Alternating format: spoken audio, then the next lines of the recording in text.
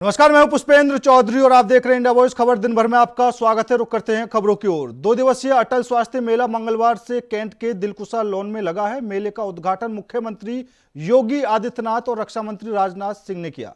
स्वास्थ्य विभाग की ओर से मेले की तैयारियां पूरी की गई। वहीं मेले में निजी और सरकारी अस्पतालों को जरिए मरीजों को जांच और इलाज की सुविधाएं मुहैया कराई गई।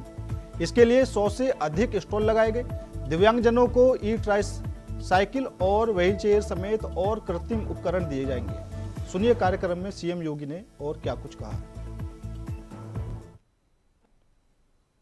यानी प्रदेश के अंदर प्रदेश की राजधानी है, राजधानी के अनुसार उसकी इंफ्रास्ट्रक्चर का यह स्वरूप हम सबको राजधानी के अंदर भी देखने को मिलता है। बहनों और भाइयों, जो अटल जी ने सोचा था उसे व्यवहारिक धरातल पर उतारने का काम किया है आपके लोकप्रिय सांसद और देश के वर्तमान में रक्षा मंत्री माननीय श्री राजनाथ सिंह जी ने। सौभाग्य से आज अटल जी के शताब्दी महोत्सव के कार्यक्रमों का शुभारंभ करने, उन कार्यक्रमों में भागीदार बनने के लिए वे स्वयं लखनऊ में आए हैं। आज प्रातःकालीन सत्र में केडी सिंह बाबू स्टेडियम में लगभग 25 से 30 हजार युवाओं के कार्यक्रम में बरसात के बावजूद भव्य समारोह में श्रद्धेय अटल जी के प्रति जो श्रद्धा और सम्मान का भाव युवा पीढ़ी के अंदर देखने को मिला, अद्भुत है। और वह भाव इस बात को बताता कि अटल जी सचमुच भारतीय राजनीति के आजाद शत्रु थे। हर तबका उनका सम्मान करता था, हर एक और उनके प्रति श्रद्धा का भाव था। और श्रद्धा का भाव केडी सिंह बाबू स्टेडियम में भी देखने को मिला और अभी अटल स्वास्थ्य मेले में भी देखने को मिल रहा है। यहां पर योजनाएं लखनऊ की तो है ही। मैं इस बात के लिए भी नीरज सिंह जी को धन्यवाद दूंगा कि कृत्रिम अंग उपकरण वितरण के माध्यम से यहां पर आज इन दिव्यांग जनों को ये उपकरण दिए जा रहे हैं। ट्राईसाइकिल है, व्हील चेयर है, फ्लाइंग स्टिक है, इयररिंग है और भी अन्य तमाम प्रकार के कृत्रिम अंग उपकरण वितरण के कार्यक्रम भी यहां पर उन्हें प्रदान किए जा रहे हैं। आदरणीय प्रधानमंत्री जी ने दिव्यांग कहा, दिव्यांग जनों के सशक्तिकरण के लिए कार्यक्रम चलाए गए। आदरणीय प्रधानमंत्री जी की प्रेरणा से हम लोगों ने दिव्यांग जनों की पेंशन की राशि को जो 300 रुपये मात्र थी और उसमें भी 6 महीने में एक बार मिलता था 1800 रुपया, और 1800 रुपये में भी पहले की सरकारें कट लेती थी।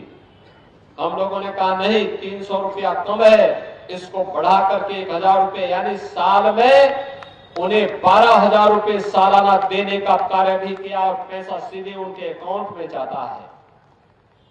जगह जगह wheel chair, motorised tricycle, blind stick, hearing, ये सभी उपलब्ध करवाने के कार्य हो रहे हैं। बड़े पैमाने पे कार्यक्रम चल रहे हैं और आज अटल स्वास्थ्य मेले में यह एक दृश्य यहां पर हम लोगों को देखने को मिल रहा है। कल अटल जी की जन्म शताब्दी वर्ष है। 100 वर्ष अटल जी के जन्म हुए कल पूरे होने जा रहे हैं। कल भी बड़े कार्यक्रम होंगे, बड़े आयोजन होंगे, पूरे प्रदेश में कार्यक्रम होने जा रहे हैं। आज का यह कार्यक्रम आज और कल के लिए अटल स्वास्थ्य मेला 24 और 25 दिसंबर का है। तो स्वाभाविक रूप से हजारों लोग स्वास्थ्य की विभिन्न सुविधाओं का लाभ प्राप्त करेंगे, डॉक्टर से परामर्श लेंगे, दवा लेंगे, आयुष्मान का कार्ड बनाएंगे, आयुष्मान वयम वंदना योजना के साथ जुड़ेंगे, मातृ वंदना योजना के साथ जुड़ेंगे। ट्यूबरक्लोसिस मुक्त भारत के निर्माण में हम सबको भी योगदान देना है, इस योगदान के साथ भी जुड़ेंगे।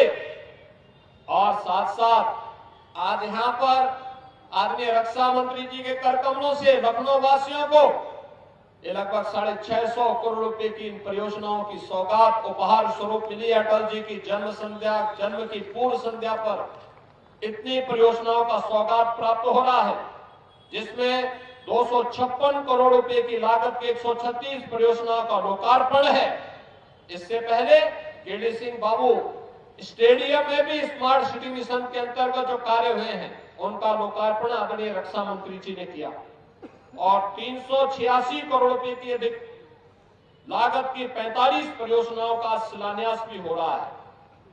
मैं इन सभी योजनाओं के लिए लखनऊ के वासियों को हृदय से बधाई देता हूं, अपनी शुभकामनाएं देता हूं, सदैव अटल जी की स्मृतियों को नमन करते हुए विनम्र श्रद्धांजलि अर्पित करता हूं। दिल्ली विधानसभा चुनाव को लेकर कांग्रेस ने कमर कस लिया। 28 सीटों के लिए उम्मीदवारों के नाम तय कर लिए हैं। कांग्रेस ईसी की बैठक में कुल 35 सीटों पर चर्चा की गई। सूत्रों के मुताबिक सीएम आतिशी के सामने कांग्रेस ने कालकाजी सीट से अलका लामा का नाम तय किया है। कांग्रेस ने सीमापुरी से राजेश लिलोठिया, जंगपुरा से फराज सुरी, मटिया महल से आसिम अहमद, बिजवासन से देवेंद्र सहरावत का नाम फाइनल किया है। आसिम अहमद खान और देवेंद्र सहरावत आम आदमी पार्टी के पूर्व विधायक रह चुके हैं। दोनों नेताओं ने सोमवार को कांग्रेस का दामन थामा था। आसिम अहमद खान को अरविंद केजरीवाल ने भ्रष्टाचार के आरोप में अपनी कैबिनेट से बेदखल किया था। देवेंद्र सहरावत पहले बीजेपी और फिर शिवसेना में भी रह चुके हैं।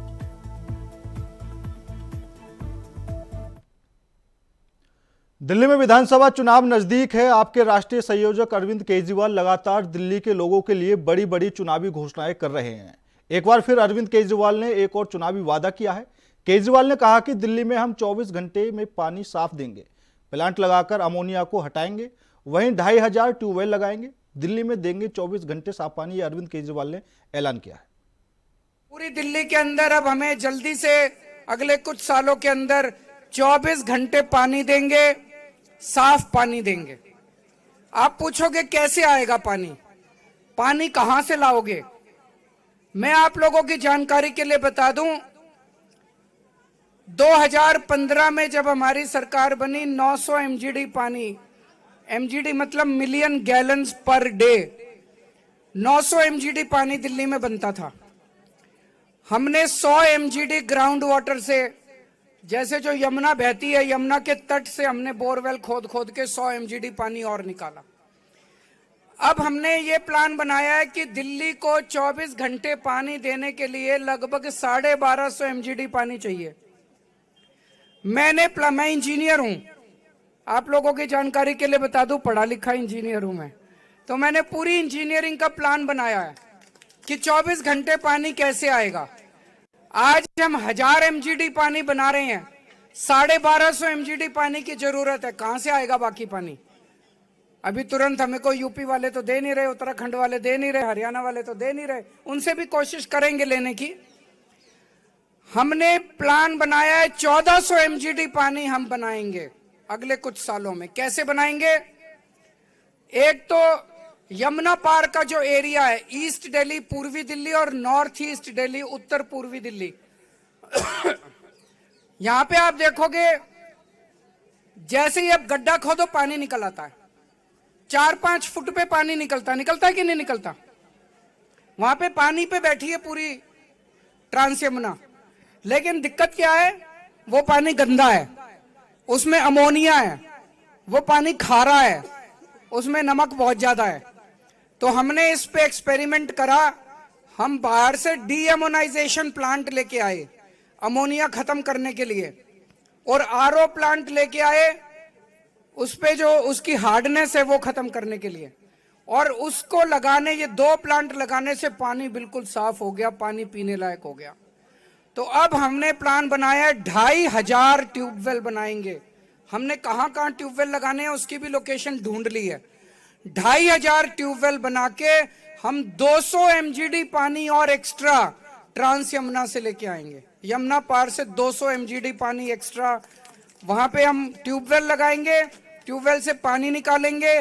पानी का पहले डीएमोनाइजेशन प्लांट में अमोनिया साफ करेंगे, फिर उसकी हार्डनेस साफ करेंगे आरओ से, और उस पानी को आपके यूजीआर में ले जाके आपके घर तक पहुंचाएंगे। दूसरा, साउथ दिल्ली और वेस्ट दिल्ली में नीचे जमीन के नीचे हमने पता कराया बहुत बड़े बड़े पानी के एक्वीफर्स हैं। एक्वीफर्स अंग्रेजी में कहते हैं, आप ये मान के चलो कि दिल्ली में, दक्षिण दिल्ली में और पश्चिम दिल्ली में जमीन के नीचे पानी के बहुत बड़े बड़े तालाब, मान के चलो बहुत बड़े बड़े तालाब है, बहुत पानी है जमीन के नीचे। वहां से हम 100 mgd पानी निकालेंगे। उस पानी में हार्डनेस है, वो हार्ड वाटर है। वहां आरओ का प्लांट लगा के और 100 mgd पानी हम दक्षिण दिल्ली और पश्चिम दिल्ली से निकालेंगे। 300 mgd हो गया। और 100 mgd पानी हम यमुना का जो तट है वजीराबाद से पल्ला तक, वहां पे हम ट्यूबवेल से पानी निकालेंगे। तो 14 mgd पानी, 1400 mgd पानी दिल्ली के लिए तैयार करने की मेरी पूरी प्लानिंग है। केजरीवाल जो कहता है वो करता है, मैं हवा में बात नहीं करता। मैं जुमले नहीं, चुनावी जुमले नहीं सुनाता। मैं अगर कहता हूं कि मैं 24 घंटे पानी दूंगा तो 24 घंटे पानी दूंगा, साफ पानी दूंगा तो साफ पानी दूंगा। आज से यहां से शुरुआत हो गई, करके दिखा दिया मैंने, भाई हो सकता है। आज यहाँ पे 500 घरों के अंदर पानी आने लग गया। अब ये पूरी दिल्ली में जाएगा, सारी दिल्ली में पानी देंगे, पानी की कमी भी नहीं होने देंगे, मैंने सारा बता दिया। तो 24 घंटे पानी भी देंगे, 2100 रुपए भी देंगे, संजीवनी योजना भी देंगे। ये जो कह रहे हैं ना केजरीवाल झूठ बोल रहा है, इनकी बात मत सुना, ये झूठ बोलते हैं। बहुत बहुत शुक्रिया। भारत माता की। खबर लखनऊ से है, जहां मुख्यमंत्री योगी आदित्यनाथ और रक्षा मंत्री राजनाथ सिंह भारत रत्न अटल बिहारी वाजपेयी की जयंती के अवसर पर केडी सिंह स्टेडियम में आयोजित अटल युवा महाकुंभ में शामिल हुए। वहीं मुख्यमंत्री योगी आदित्यनाथ ने कहा कि मैं इस भव्य आयोजन के लिए यहां के जनप्रतिनिधियों को धन्यवाद देता हूं, जिसने लखनऊ और पूरे देश में शताब्दी महोत्सव के कार्यक्रम को एक नई ऊंचाई दी है। यह युवा कुंभ उन यादों को ताजा कर रहा है जो भारत की सनातन धर्म की परंपरा में कुंभ के आयोजन से जुड़ी हुई हैं। कुंभ भारत की पहचान है। इस युवा कुंभ ने अटल जी की यादों को ताजा कर दिया है। जिस तरीके से यह कार्यक्रम प्रस्तुत किया, मुझे ऐसा लग रहा था कि 25 दिसंबर 1924 को भारत के राजनीतिक क्षितिज पर जिस सूर्य का उदय हुआ था, आज भी वह सूर्य अस्त नहीं हुआ है, ऐसी अनुभूति मुझे हो रही। सम्मानित आचार्यगण और युवा ऊर्जा के सभी मेरे उपस्थित बहन और भाइयों, प्यारे बच्चों, सरदेव अटल जी के जन्म शताब्दी वर्ष का यह भव्य आयोजन सरदेव अटल जी के प्रति प्रदेश और देश के अनुराग और प्रेम को व्यक्त करता है। इस भव्य आयोजन के मुख्य अतिथि के रूप में आज यहां पर माननीय रक्षा मंत्री जी का सानिध्य इन सभी बच्चों को प्राप्त हो रहा है। मैं इस अवसर पर उनका हृदय से स्वागत करता हूं, अभिनंदन करता हूं। मैं धन्यवाद देता हूं यहां के जनप्रतिनिधियों को, जिन्होंने सरदेव अटल जी की स्मृति को जीवंत बनाए रखने के लिए सभी संस्थाओं को एक मंच देकर के लखनऊ और देश के अंदर शताब्दी महोत्सव के कार्यक्रम को एक नई ऊंचाई दी है। आज का यह युवा कुंभ उन स्मृतियों को ताजा कर रहा है जो भारत की सनातन धर्म की परंपरा में कुंभ के आयोजन के साथ जोड़ती है। फिलहाल रुकते हैं छोटे से ब्रेक के लिए। ब्रेक के बाद खबरों का सिलसिला लगातार जारी है। ब्रेक के बाद एक बार फिर आप सभी का स्वागत है। रुक करते हैं अगली खबर का। खबर लखनऊ से है, जहां सपा प्रमुख अखिलेश यादव ने एक्स पर पोस्ट कर बीजेपी पर तंज कसा है। भाजपा डबल इंजन की सरकार नहीं, डबल ब्लंडर की सरकार है। बीजेपी ने देश की गाड़ी को भी गलत पटरी पर डाल दिया है।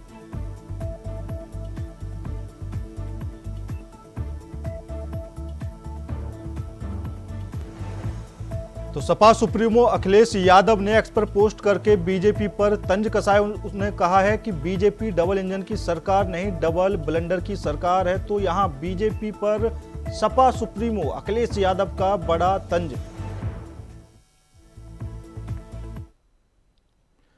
दिल्ली के उपराज्यपाल वीके सक्सेना ने आम आदमी पार्टी के राष्ट्रीय संयोजक अरविंद केजरीवाल पर पत्र लिखकर निशाना साधा है। अपने पत्र में उन्होंने लिखा है कि यमुना इस साल प्रदूषण के उच्चतम स्तर पर पहुंच गई है।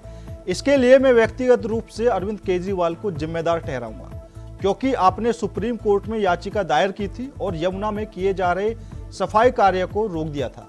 एलजी ने केजरीवाल को लिखे पत्र में कहा कि मैंने आपसे बार बार अनुरोध किया है कि आप व्यक्तिगत रूप से शहर में निकले और स्थिति का आकलन करें। परसों भी मैंने आपसे एक्स पर अपनी पोस्ट के माध्यम से रंगपुरी और कापसहेड़ा जाने का अनुरोध किया था, लेकिन इस दौरान भी आप खुद वहां नहीं गए। लेकिन इसके बजाय आपने अपना घोषित अस्थायी मुख्यमंत्री भेजना उचित समझा। प्रदूषण से दिल्ली फिलहाल बदहाल स्थिति में जूझती हुई नजर आ रही है।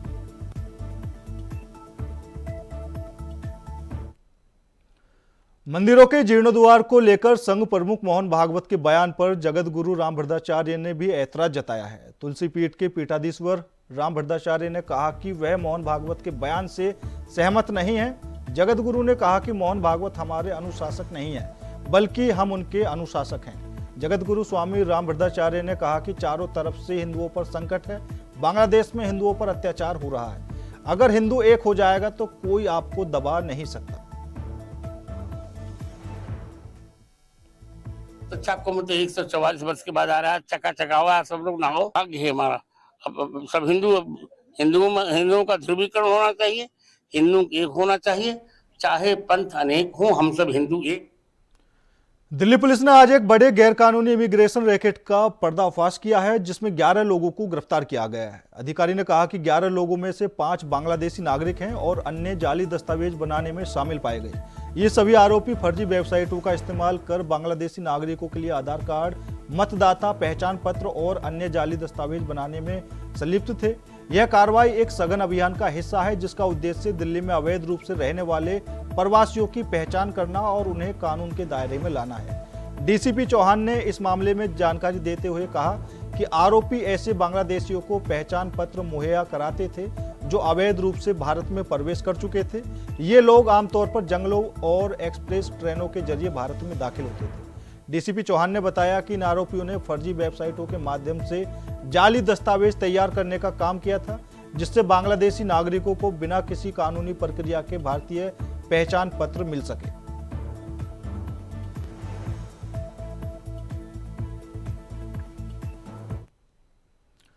खबर महाराजगंज से है, जहां अर्धनग्न कर युवक को मारने का वीडियो सोशल मीडिया पर तेजी से वायरल हो रहा है। बता दें कि वीडियो में एक युवक को कुछ युवकों ने जमीन पर लेटाकर बुरी तरह से पीटते हुए नजर आ रहे हैं। वहीं वीडियो वायरल होते ही हरकत में भी पुलिस आई और विभाग की टीम और मामले का संज्ञान लेकर जांच पड़ताल में जुट गई है। तो तस्वीरों में आप देख सकते हैं किस तरह एक युवक को कुछ युवक पीटते हुए नजर आ रहे हैं। महाराजगंज का पूरा मामला है और वीडियो सोशल मीडिया पर काफी तेजी से वायरल हो रहा है। वीडियो के वायरल होने के बाद भी पुलिस हरकत में आई है और पूरी जांच पड़ताल में फिलहाल जुट चुकी है। पूर्व सैनिक हूँ, यहाँ पे गार्ड के तौर पे तैनात हूँ यहाँ पे अस्पताल सुरक्षा के लिए। अच्छा, क्या हुआ? कल शाम लगभग 4 बजे हमारे एक साथी हैं जो कपिल हैं, वो ऑन ड्यूटी पे थे और यहाँ पे सख्त इंस्ट्रक्शन है कि यहाँ पे पार्किंग ना करी जाए अस्पताल प्रशासन की ओर से। वही उसी ड्यूटी का वो फॉलो कर रहे थे और उन्होंने 2 लोग जो स्कूटी पर अज्ञात थे वो लोग आए यहाँ पे जबरन स्कूटी खड़ी करने लगे। तब हमारे जो गार्ड ड्यूटी पर तैनात कपिल कुमार ने उनको मना किया, तो वो लोग बदसलूकी पर उतर आए और उन्होंने फोन करके कई लोगों को बुला लिया। लगभग 100-150 लोगों ने उनके साथ में मतलब मारपीट करी, लाठी डंडों के बैट ले रखा था उन लोगों ने और हाँ जो भी थे वो उन्होंने मारपीट करी और क्या नाम है यहाँ पे बदसलूकी करी। उसके बाद में वो किसी तरीके से हमारे जो गार्ड हैं उन्होंने जान बचा कर भागे, 112 को फोन किया और तब जाकर के लगभग काफी पुलिस फोर्स आई। सभी लोगों को ये कहना है कि अगर इन लोगों को यहाँ पे ड्यूटी के लिए खड़ा किया गया है तो अस्पताल प्रबंधन ने उनको आदेश दिया है कि आप लोग ये चीजें ना हो। खबर अयोध्या से है, जहां पूर्व मंत्री और समाजवादी पार्टी के नेता तेज नारायण पांडे ने भारतीय जनता पार्टी पर गंभीर आरोप लगाए हैं। उन्होंने कहा कि भारतीय जनता पार्टी जुर्म की पार्टी है, उनके अधिकारी बेलगाम हैं। इस जमीन पर यूनियन बैंक द्वारा लोन भी पास किया गया था। यूनियन बैंक के मैनेजर ने बताया कि कागजातों की बाकायदा जांच करने के बाद हमने लोन पास किया था।